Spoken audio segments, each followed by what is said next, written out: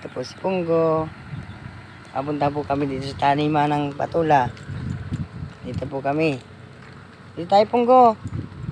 Punta natin si Mikmik. Una ito si Mikmik. Mikmik. Mikmik.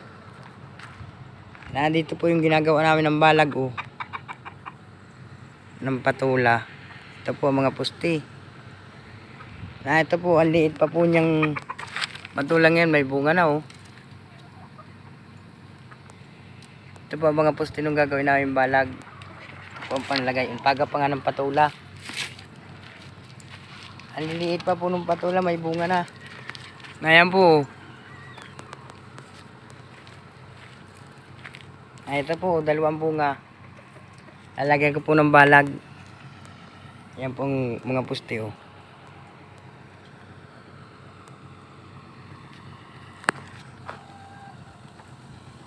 Siya naman pong kabila ko na yan ay manukan.